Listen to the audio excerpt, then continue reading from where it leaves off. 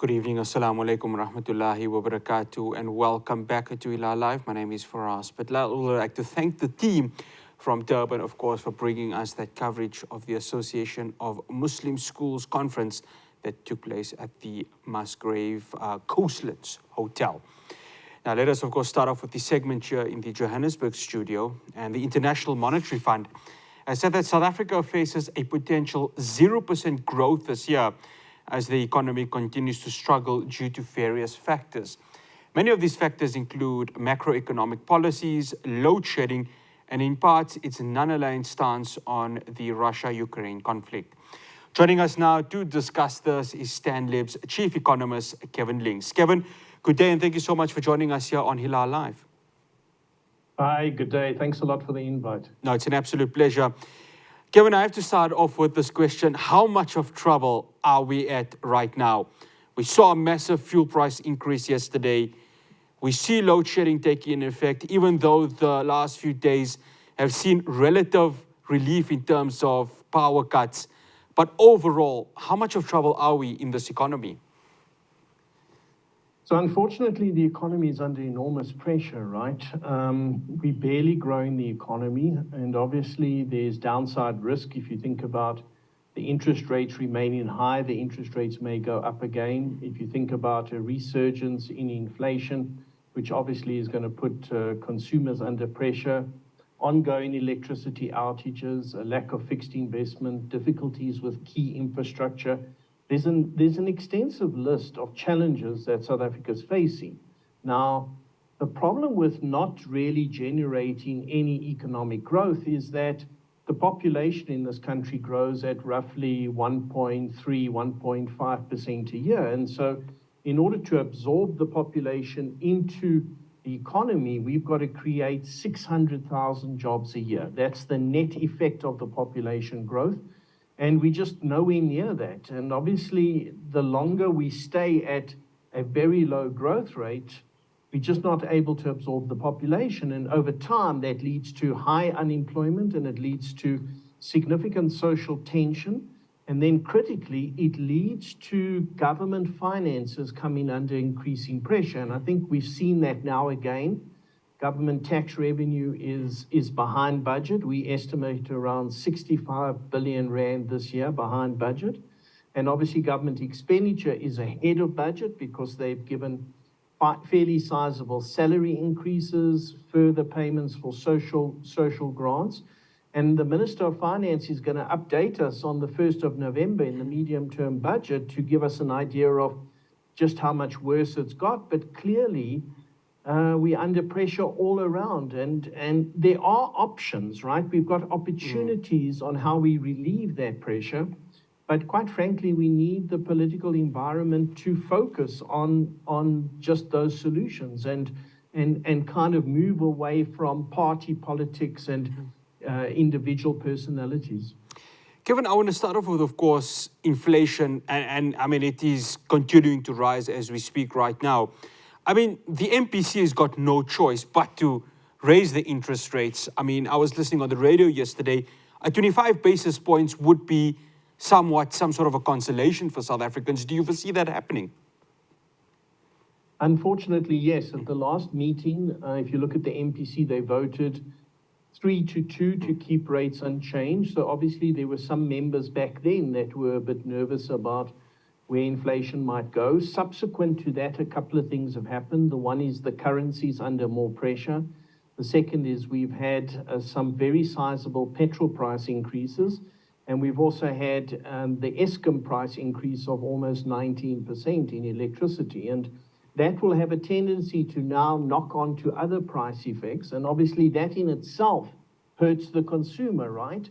An increase in interest rates hurts the consumer. But the Reserve Bank has to ensure that the price pressure is contained, that it doesn't spill over into all the categories and become entrenched in a wider range of items. And so they have little choice but to keep interest rates high for a considerable time, probably increase interest rates again by 25 basis points. And we're a long way from discussing an interest rate cut.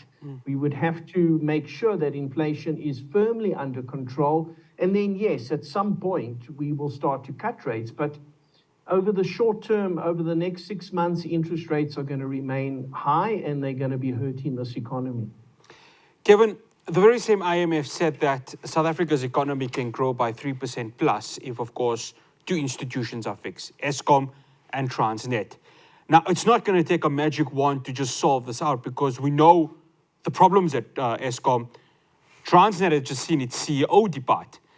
So how long, as South Africans, can we see these two key institutions even reaching half of the level it operated pre, of course, the state capture times, and of course, even during the late 90s, early 2000s, where we saw both these institutions functioning quite well?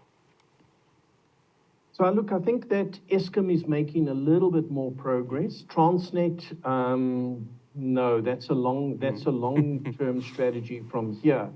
But Eskom, there are initiatives in place to refurbish, obviously, some of the broken power stations. Some of those units have started to come back online. More of those units will come back online next year. They've also, the minister has deregulated the energy sector, and so the private sector has responded. The private sector is involved in numerous energy projects to alleviate the pressure on themselves, not to supply electricity into the grid, but to demand less energy from Eskom, and those projects are very sizable. And so I think during the course of next year, we should see an easing of load shedding as the year unfolds, assuming that obviously a lot of other stuff doesn't break. So I think Eskom is systematically moving into a better position. It's a long way away from saying, okay, we've got enough energy for the economy to grow at 3% or 4% or 5%. That's a long way away. What we're looking for is, can we get to a point where we don't have load shedding and therefore be able to generate, instead of almost 0% growth, can we generate 1 or 2% growth on a sustained basis? That's what the ending of load shedding would do us. And then beyond that, we would have to invest a lot more to try and get the growth rate up to 3-4%. And that's many years away at this stage. Transnet, the problems are vast. As you say, they're going through leadership changes. It's absolutely critical as an institution. You can see what it does to our export capacity. I think the fix there is a longer-term process. They require significant more funding. Government has to get their head around how they're going to do that. We hope they partner with the private sector. They started to do that at Pier 2 Harbour in Durban, getting the Philippines company involved, but they need more of that. So I think in time they'll move in that direction, but it's a multi-year fix. It's not going to happen anytime soon. Given the AGOA conference, which is of course going to be held in South Africa, is going to be quite key also. How much does South Africa need to continue the charm offensive with the USA to make sure that relationship is still intact? I say that because it seems as if there's an appreciation from the US government on South Africa's clear details about the Lady R saga that happened. Talk to us about that, because that's going to be important in at least getting South Africa somewhat to an economic recovery. So it's critical, from our perspective, it's critical that we retain the AGOA agreement, we retain that preferential access. At this stage, we're not utilizing that access as much as we could, right? It actually has a lot of potential to help South Africa. We're not fully utilizing it. But there are some sectors that do utilize it, particularly the motor industry. And obviously, if we lost that agreement, then the motor industry would come under enormous pressure, and some other sectors. And it wouldn't be a good look for South Africa, and potentially other countries would join in expressing concern. So to me, it's absolutely critical that we retain that. Also, the other thing that has come out of this is that China is not growing as fast as it used to. And so we can't simply sit here and say, oh, well, we're going to be exporting commodities to China and that will help us. It's not going to be enough. Yes, China is still a very important trade partner, but we need all of the trade partners we can get. We don't want to alienate anybody. And so from our perspective, it would be helpful if South Africa adopted a truly neutral stance when it comes to global politics, not pick sides, and make sure that we can trade with as many different participants as possible. I think that that's what will evolve in terms of us keeping the AGOA agreement. I think the United States recognizes that South Africa is important in their relationship with Africa. Obviously, at this stage, Africa is more aligned with China than with the United States. But I don't think the United States wants to give up on their relationships. It's important for them. And I think they have made moves to try and get closer to South Africa. I understand that South Africa has upped the diplomatic engagement with the United States and tried to smooth out any concerns about Russia and the Lady R ship. So I'm expecting that we'll retain our AGOA agreement, which would be good news. But the message is clear, I think. We need to be sure that we maintain a neutral stance when it comes to global politics. We're just not big enough to do anything else. Kevin, I've just got about 50 seconds.